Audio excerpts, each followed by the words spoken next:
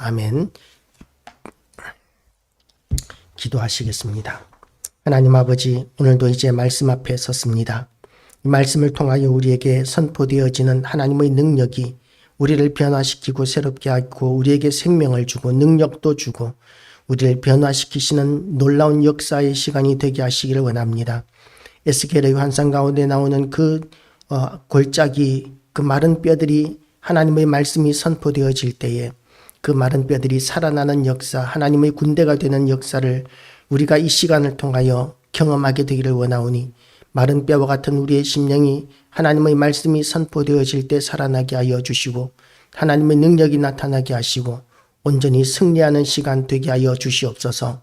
이 말씀을 통하여 우리가 하나님 앞에 사명자로서 하나님으로부터 받은 모든 일들을 능히 감당할 수 있는 하나님의 사람으로 거듭나고 하나님의 군사가 되고 군대가 되어서 하나님 아버지 이 악한 세상을 하나님의 뜻이 앞 하늘에서 이룬 것처럼 온 세상 가운데 이루어 나가고 여호와를 인정하는 것이 물이 바다를 덮음과 같이 온 세상에 가득한 그 하나님의 위대하신 일들을 오늘 말씀을 들은 우리를 통하여 이루어지게 하여 주시옵소서. 이 평생 땅에 오늘도 예수 그리스도의 피를 뿌리고 바르고 덮습니다. 하나님 아버지께서 이 땅을 거룩한 땅이 되게 하시고 부흥하는 땅 되게 하시고 하나님의 은혜와 능력이 넘치는 땅 되게 하여 주시옵소서. 오늘도 하나님을 찬양하오며 예수 그리스도의 이름으로 기도드리옵나이다. 아멘. 할렐루야. 오늘도 하나님의 은혜가 우리 모두에게 가득하시기를 주님의 이름으로 축복합니다. 오늘 말씀의 제목은 겸손하신 왕이라는 제목으로 하나님의 이 말씀을 선포하도록 하겠습니다. 옛날에 나온 영화, 지금으로 치면 한 20년이 넘은 영화인데 유명한 영화 가운데 프린세스 다이어리라는 그런 영화가 있다고 합니다. 저도 본 적이 없는데 그 영화의 내용은 이렇다고 합니다. 16살의 미아인 한 소녀가 자신이 어떤 나라의 공주임을 알게 됩니다. 영화는 보통 사람들이 그 사람이 보통 사람에서 왕족으로 변하게 되는 과정에서 나타나는 문제들을 많이 보여주게 됩니다. 지금까지 그의 친한 친구들은 이제 그 프린세스 다이어리에 나오는 그 여주인공 미아 서머폴리스라는 이 여자아이의 친구들은 이제 이 여자아이가 왕족이 되면서 이 여자아이와의 관계가 어떻게 되는지에 대한 갈등을 가지게 됩니다. 이전과 같이 친밀한 관계인가 아니면 왕족과 백성, 일반 백성과의 관계인가 하는 그런 갈등에 놓이게 되는 것이죠. 그 관계가 어떤 관계가 되는지에 대해서 이제 확인할 필요가 생겨지게 되었습니다. 오늘 본문에 나오는 예수님도 그와 비슷한 상황이 되신 것이죠. 예수님은 나사렛에서 자라나셨습니다. 유대 베들레헴에서 태어나셨고 그리고 그 당시에 헤롯이 메시아를 죽이기 위하여 베들레헴에 있는 모든 아기들을 죽이려 하고 또한 추격하고 있었기 때문에 애굽으로 내려가서 사시다가 예수님께서는 이제 나사렛으로 헤롯이 죽고 난 다음에 나사렛으로 올라가셔서 나사렛이라는 마을에서 이제 자라나게 되십니다. 그렇게 나사렛에서 예수님을 아는 사람들도 많았고 또한 예수님께는 동생들도 있었습니다. 마리아가 낳은 예수님의 동생들이 여럿이 있었는데 그 모든 동생이라든지 동네 친구들이라든지 이웃이라든지 이런 사람들은 예수님이 갑자기 메시아라고 하시니까 거기에 대해서 이제 갈등하게 되는 것이죠. 메시아라면 과연 우리와 예수님과의 관계는 어떤 관계가 되는가? 그전과 같은 친밀한 관계인가? 아니면 왕과 백성으로서의 거리가 있는 관계인가 하는 그런 갈등을 가지게 됩니다. 우리는 예수님과 어떤 관계가 되어야 하겠습니까? 우리는 예수님이 만왕의 왕이심을 인정해야 합니다. 그리고 또 한 가지 인식해야 될 것은 그 예수님께서 우리와 가까워지시기 위하여 우리의 진흙탕과 같은 우리의 인생 가운데 들어오셨고 사람으로서 우리가 겪어야 하는 모든 시련과 고난까지도 또한 인간의 모든 질고까지도 다 경험을 하시고 그 가운데서도 죄를 짓지 않으시는 그런 삶을 사시면서 인간의 모든 연약함을 실질적으로 경험하셨습니다. 그 이유가 뭐냐면 우리와 가까워지시고 우리와 함께 하시기 위해서였었습니다. 그래서 예수님이 우리와 함께 하시고 친밀해지기를 원하셨다면 그러면 우리는 예수님이 우리의 마음 중심에 들어오시고 우리가 예수님과 아주 친밀한 관계를 가지는 것이 지극히 중요합니다. 대단한 특권이기도 합니다.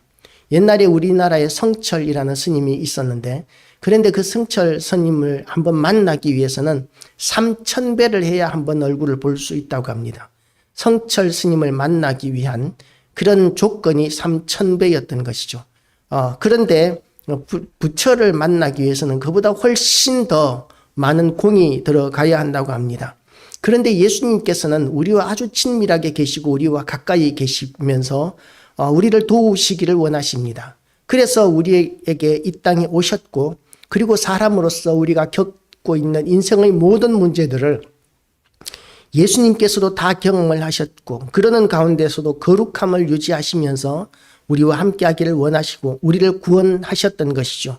우리는 예수 그리스도로 말미암아 구속과 죄사함을 받았기 때문에 예수님은 우리의 왕이실 뿐만 아니라 우리의 친구가 되시고 우리의 형이 되시기도 하시고 가족이 되시기도 한다는 점에서 우리는 예수 그리스도께서 얼마나 우리를 향하신 사랑이 크신가를 인식하는 것이 참 중요합니다. 오늘 이 본문의 말씀은 예수님이 그런 평범한 삶에서 이제는 왕으로 등극하시는 모습, 그런 장면이 나타나게 됩니다. 그들이 예루살렘에 가까이 가서 감람산 벳바게에 이르렀을 때에 예수께서 두 제자를 보내시며 이르시되 너희는 맞은편 마을로 가라. 그리하면 곧 매인 나귀와 나귀 새끼가 함께 있는 것을 보리니 풀어 내게로 끌고 오라. 만일 누가 무슨 말을 하거든 주가 쓰시겠다 하라. 그리하면 즉시 보내리라 하시니 라고 이렇게 말씀하십니다. 저 멀리 이제 그 갈릴리에서 예루살렘으로 이제 들어오고 계십니다.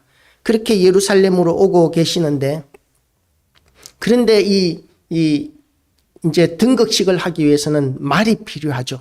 사실 왕이 등극하기 위해서는 왕위에 오르기 위한 이런 제관식이라고 그러죠. 왕관을 머리에 쓰게 되는 제관식, 등극식 뭐 이렇게 이야기할 수 있을 텐데 그런 등극식을 하기 위해서는 거기에 합당한 백마가 아주 명마, 비싼 백마를 타고 그 백마에다가 온갖 장식을 다하고 또한 왕은 온갖 그 화려한 옷을 입고 그렇게 말을 타고 당당하게 왕궁으로 들어가는 것이 제관식입니다.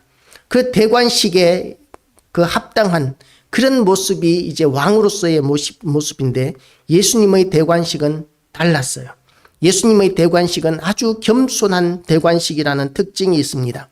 예수님의 위치는 세상의 그 어떤 왕과도 비교할 수 없을 만큼 지극히 높으신 분이신데 만왕의 왕이신 만물의 창조주이신데 그런데도 불구하고 이 대관식은 지극히 초라하고 겸손한 모습으로 예수님께서는 들어오십니다.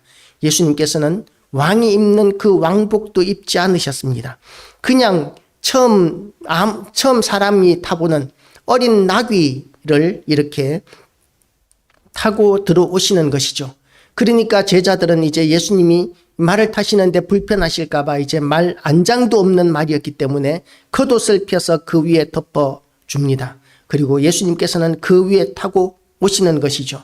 그런데 예수님께서 이렇게 겸손한 대관식을 하시는 이유가 뭐냐 하면 성경 말씀을 그대로 이루기 위해서 이렇게 하시는 것입니다. 이는 선지자를 통하여 하신 말씀을 이루려 하심이라 일렀으되 5절 말씀입니다. 시온 딸에게 이르기를 내 왕이 내게 임하나니 그는 겸손하여 나귀 곧 멍에 매는 짐승의 새끼를 탔도다 하라 하였느니라. 이렇게 예수님께서는 성경에 기록된 대로 이루시기 위하여 그리고 그 모든 영광스러운 너무나 온 우주를 통틀어서 가장 위대하신 분으로서 천군 천사를 동원하실 수도 있는 그런 대관식을 예수님께서는 지극히 낮은 자리에 겸손한 모습으로 초라한 모습으로 그렇게 들어오고 계시는데 그 이유가 뭐냐 하면 성경을 이루기 위해서였다라는 것이죠. 성경 그대로 행하시기 위하여. 우리가 이 땅을 살아가면서 우리는 어떤 자세로 어떤 목적으로 살아가고 있습니까? 우리의 삶의 모습은 성경을 이루기 위한 것이어야 합니다. 하나님의 말씀대로 살아가는 것이 성도의 자세이고 의무이기도 합니다. 성경 말씀대로 살아갈 때에 우리는 비로소 사명을 감당할 수 있습니다. 열매는 하나님께서 허락하시는 대로 우리가 얻을 수도 있고 때로는 얻지 못할 수도 있겠지만, 그러나 우리는 주신 사명을 감당하는 방법으로 하나님의 말씀을 붙드는 것인 것이죠. 하나님의 말씀을 붙들고 말씀대로 살아가게 될 때에 우리는 이 사명을 감당할 수 있게 됩니다. 사명을 감당하는 방법도 하나님의 말씀에서 떠나지 않는 것이죠. 예수님께서 제자들에게 이제 그 나귀를 끌고 오라고 이렇게 말씀하시니까 제자들이 가서 예수께서 명하신 대로 하여라고 이렇게 이야기합니다. 나귀를 끌고 오는 것. 예수님의 제자들이 나귀를 끌고 오는 것을 예수님께서 시키시니까 그것은 사소한 일이라고 생각할 수 있습니다.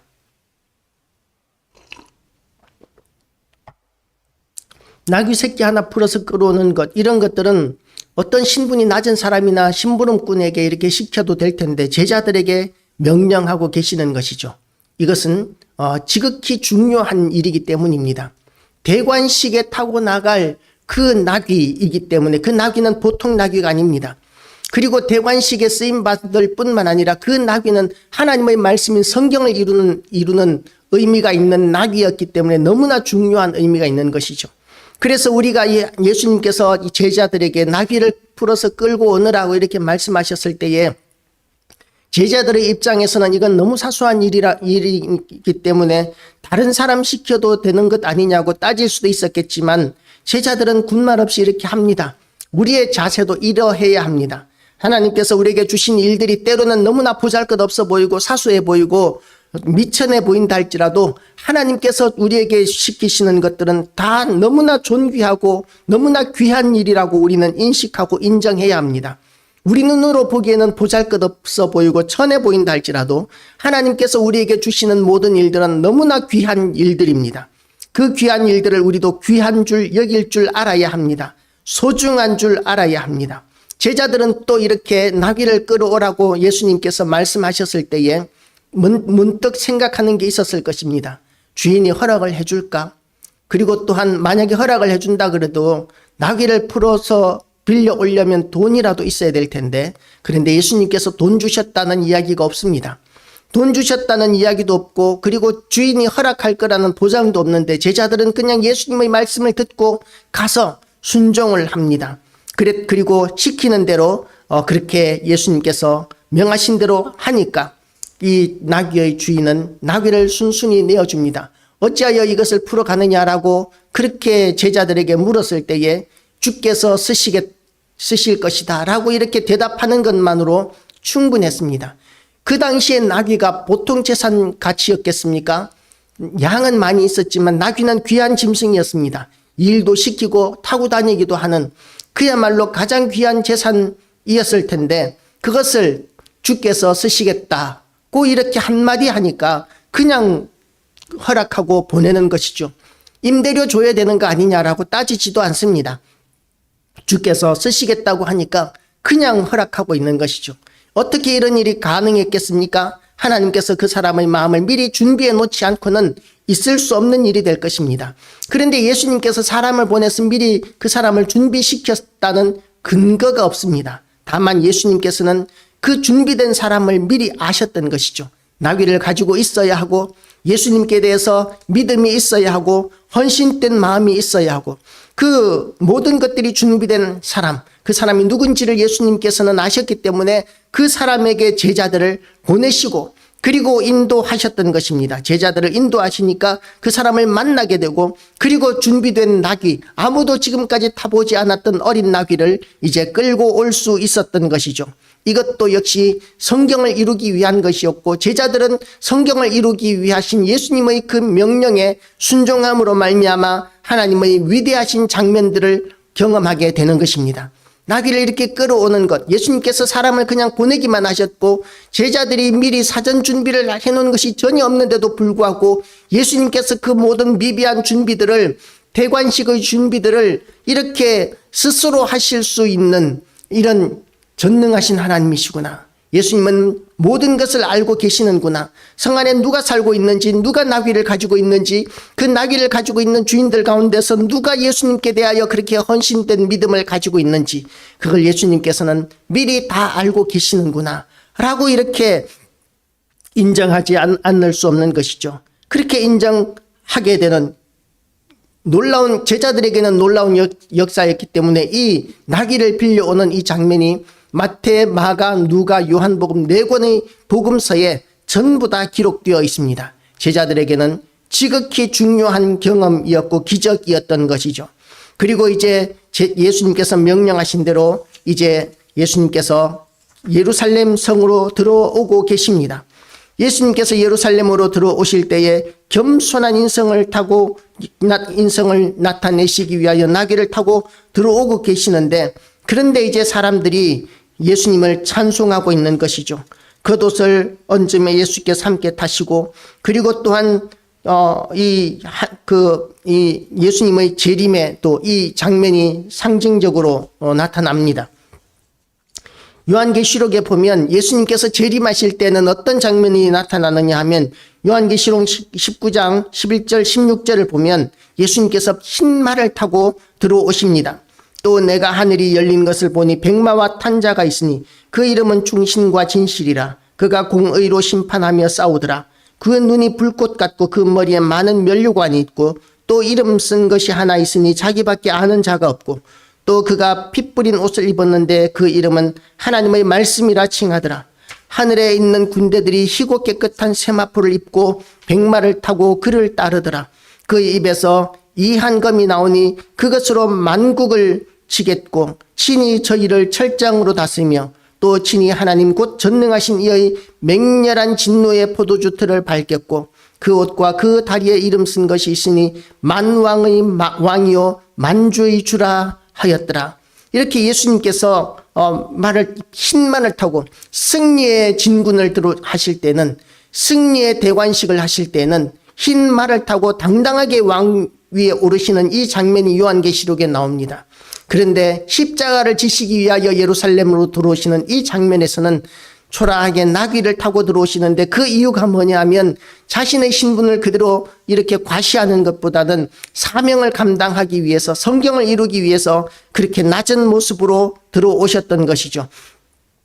그렇게 낮은 자리에서 우리와 함께 고통받으시기 위하여 이 땅에 오셨는데, 그때 이쯤 되자 많은 무리가 예수님과 제자들 주위에 모이게 되었습니다.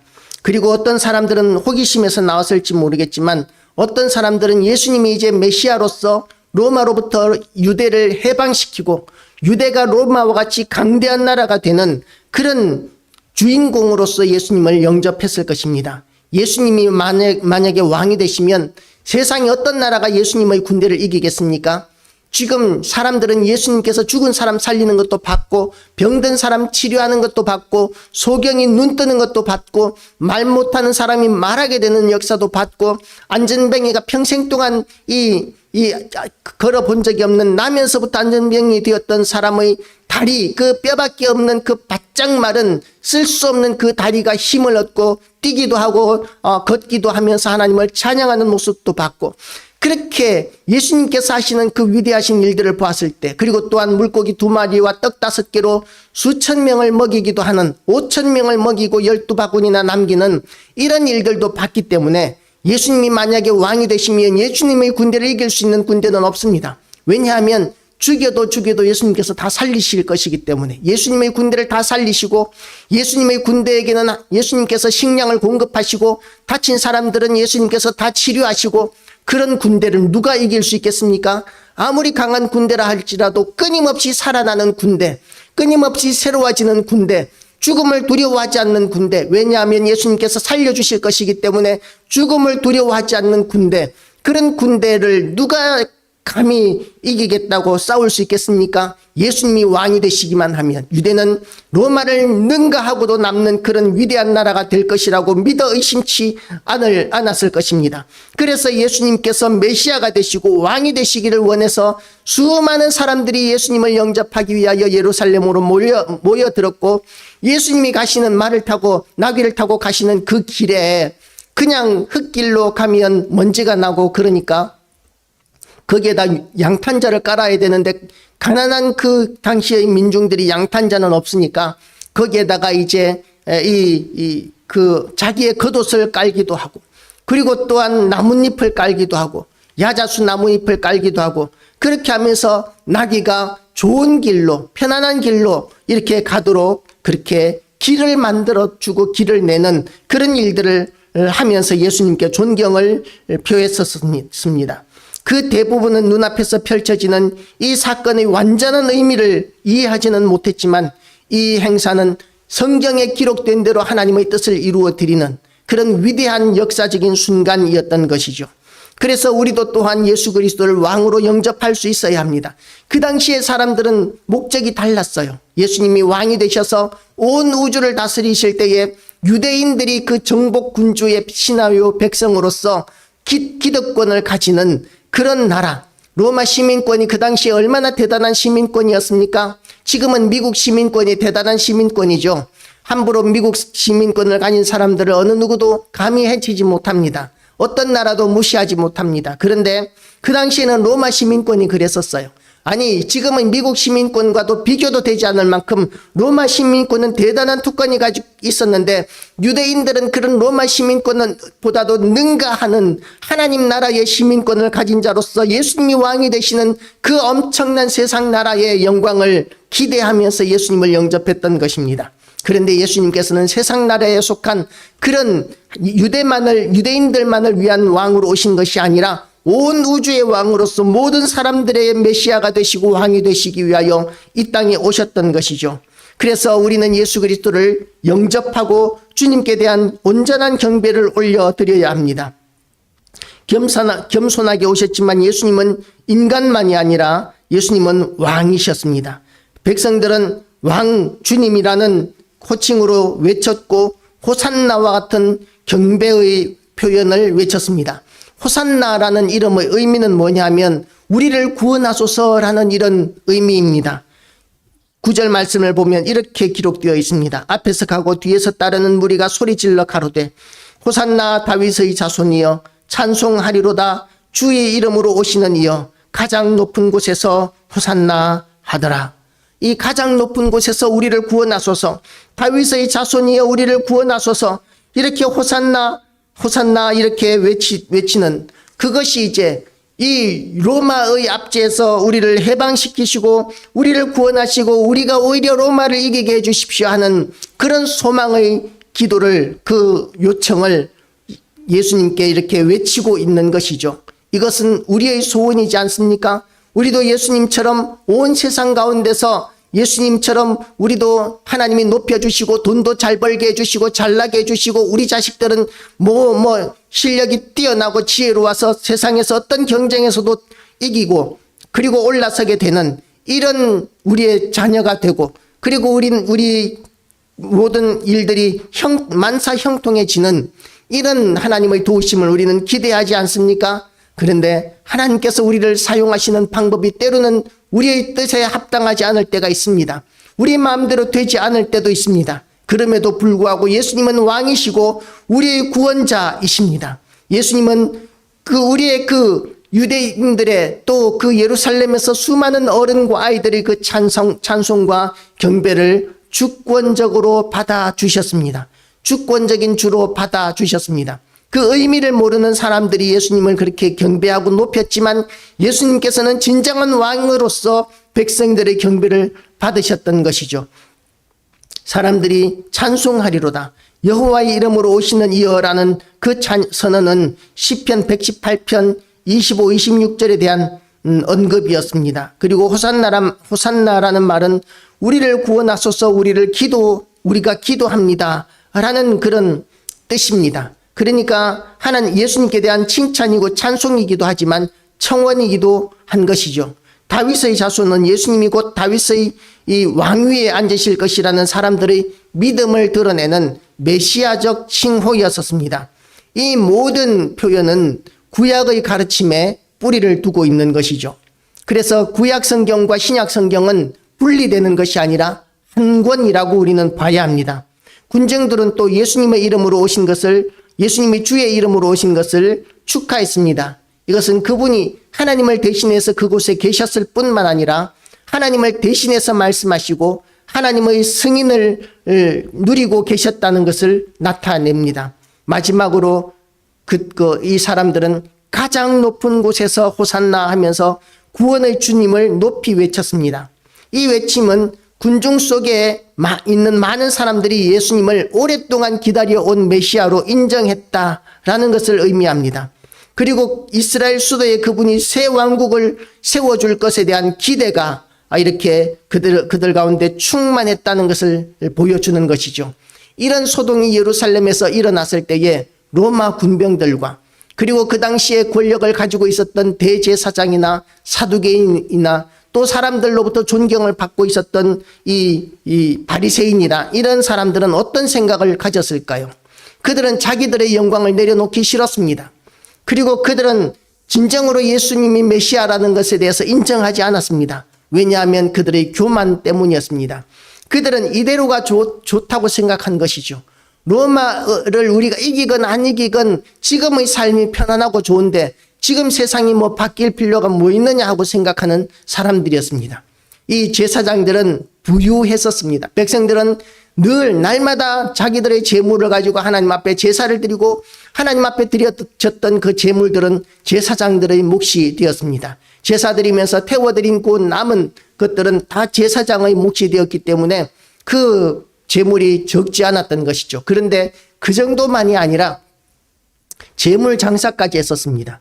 그러니까 하나님 앞에 제사 드리기 위해서 멀리에서 사람들이 이렇게 들어오는데 그런데 그렇게 멀리에서 오는 그 수곳 가운데서 짐승들이 혹시 하나님 앞에 드리는 재물이 흠이나 티가 생길까 싶어서 재물을 가져오지 못하고 그 재물을 그 성전 가까이 와서 사게 됩니다. 그러면 그 재물값을 시세에 한 40배까지 그렇게 비싸게 바가지를 씌워서 팔기도 하면서 부정축제를 했던 것이 제사장들이었었습니다. 그러니까 이대로가 나은 거예요. 자기들 입장에서는 세상이 바뀐다고 할지라도 지금보다도 더 나아질 것이 없다고 생각하는 사람들이었었습니다. 자기의 탐욕을 위해서도 예수님이 메시아이실 필요가 없습니다. 자기의 교만을 봐서도 예수님이 예수님이 백성들의 모든 영광을 받으시면 자기들이 받을 영광을 빼앗긴다고 생각했기 때문에 그도 또한 그렇게 그들에게는 달가운 일이라고 생각할 수 없었습니다. 그래서 그들은 이제 사람들을 선동하기 시작합니다. 메시아에 대한 거짓된 소문을 퍼뜨리고 그리고 이제 예수님을 신문하면서도 거짓 증인들을 세워서 불법적인 재판을 하면서 누명을 덮어 씌우면서 예수님을 이제 십자가에 못 박을 것을 요구하게 됩니다. 예수님이 메시아라고 이렇게 찬송하고 따랐던 수많은 사람들이 이제는 예수님을 메시아로서 계속해서 추종하는 것이 아니라 군대에게 제사장의 하속들에게 붙잡히는 모습을 보자 백성들은 순식간에 돌아서게 됩니다. 자기들이 기대하고 원하는 모습에서 조금 어긋나니까 조금 벗어나니까 그걸 견디지 못하고 예수님을 이제는 예수님과 바로 등을 지고 마는 것, 이것이 사람들의 수준이라는 것이죠. 한계라는 것이죠. 그리고 어떻게 되었습니까? 그냥 돌아서는 정도가 아니라 제사장들이 선동한 대로 이제 그 사람들은 이 빌라도 앞에서 십자가에 못 박게 하소서, 십자가에 못 박게 하소서라고 이렇게 큰 소리로 외치면서 예수님을 십자가에 못 박는 그런 일에 앞장서게 된다는 것이죠. 그렇지만 사람들은 그렇게 할지라도 예수님께서는 십자가에 못 박히신 그 다음에 부활하심으로 말미암아 예수님은 진정한 메시아이시고 온 세상의 모든 사람들을 구원하시기 위한 하나님의 거룩한 제사에 온 세상 죄를 짊어지고 가는 하나님의 어린 양이심을 온전히 보여주셨고, 그리고 부활하시면서 예수님께서는 영생을 우리에게 주신다는 사실을 세상 가운데 보여주셨습니다. 우리는 예수 그리스도께서 우리의 구원자이심을 인정해야 합니다. 때로는 우리의 뜻대로 세상이 돌아가지 않을 수 있습니다. 우리가 원하는 것을 하나님께서 우리에게 주지 않으실 수 있습니다. 그럼에도 불구하고 하나님은 전능하신 하나님이시고 우리의 왕이시고 그리고 우리를 주관하시고 우리를 구원하시는 하나님이십니다. 완전하신 하나님이십니다. 우리의 뜻대로 되는 것으로 하나님을 판단할 수 없습니다. 그렇지만 우리의 모든 걸음걸이를 세고 계시고 우리의 머리털까지 세시고 우리를 사랑하시는 하나님이심을 우리는 오늘 본문을 통해서 인식해야 합니다. 우리는 배반할지라도, 우리는 때를 따라서 우리가 시험에 들기도 하지만 하나님께서는 변함없으신 하나님이시고 변함없이 우리를 구원하시고 인도하시고 그리고 결국에는 우리에게 영생을 주시고 하나님 나라를 우리에게 주시는 분이시고 우리를 지극히 사랑하신다는 사실을 우리는 끝까지 붙들고 인식해야 합니다. 오늘 우리는 우리의 주님, 지극히 높으신 하나님의 아들이시고 천지 만물을 창조하신 창조주이시지만 이 우리의 모든 그 고통에 동참하시기 위하여 사람으로 오셔서 사람으로부터도 온갖 멸시와 천대까지 받으시면서 우리를 위해서 십자가에 못 박혀 죽으신 그 예수님을 우리의 가장 가까운 친구로 친밀하게 인정하게 되시기를 축복합니다.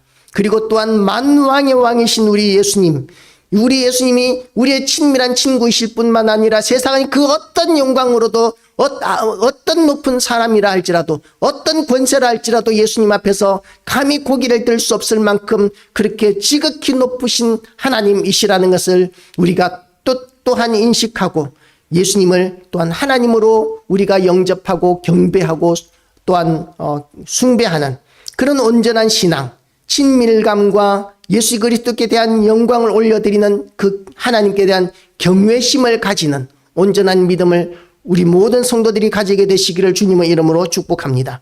기도하시겠습니다. 하나님 아버지, 오늘도 우리에게 은혜의 말씀을 허락하여 주심을 감사드립니다. 우리는 비록 보잘것없지만 그러나 또한 우리가 보잘것없을 뿐만 아니라 예수님을 때로는 배반하기도 하고 때로는 우리가 시험에 들기도 하고 우리의 믿음이 연약해지기도 하지만 그럼에도 불구하고 우리를 끝까지 사랑하셔서 우리를 도우시고 인도하시는 하나님께 오늘도 우리가 찬양과 경배와 영광을 올려드립니다.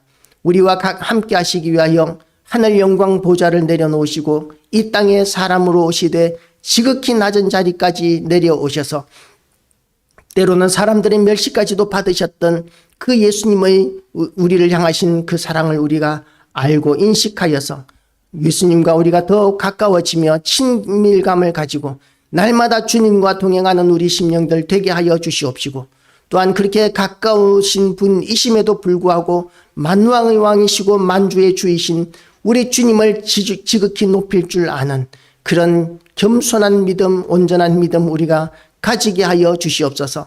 그래서 우리의 소원이 이 땅에서 부자가 되고 성공하고 유명해지고 명예를 얻는 것 등 세상 사람들이 원하는 성공에 있는 것이 아니라 하나님의 뜻을 이루어 드리는 것에 우리의 마음의 소원을 가지게 하여 주시옵시고 아버지의 영광을 드러내는 교회와 성도 되게 하여 주시옵소서.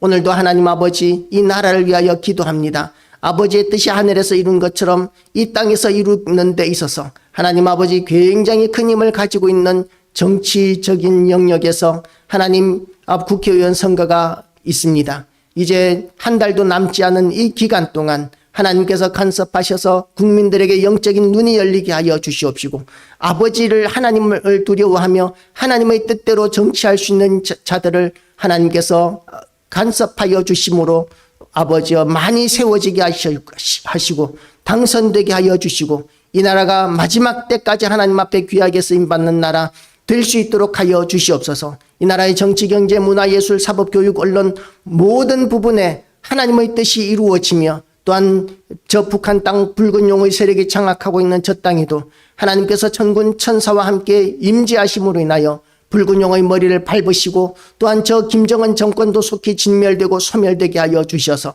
남북한이 십자가로 통일되어지고 남북한의 모든 교회와 성도들이 손에 손을 잡고 큰 소리로 하나님을 찬양하며 예배드리는 날이 속히 오게 하여 주시옵시며 또한 이 나라가 통일된 나라가 되어서 부강해지고 마지막 날까지 하나님 앞에 귀하게 쓰임받는 나라 열방으로 하나님의 사람들을 파송하여 복음을 전파하며 부흥을 전파하는 나라 될 수 있도록 하여 주시옵소서. 이 땅에 다시 한 번 더 부흥의 불이 일어나게 하여 주시옵시고 하나님의 뜻이 온전히 드러나며 하나님께 영광 돌려드리는 시간 이 나라 되게 하여 주시옵소서. 감사드리오며 예수 그리스도 이름으로 기도드리옵나이다. 아멘.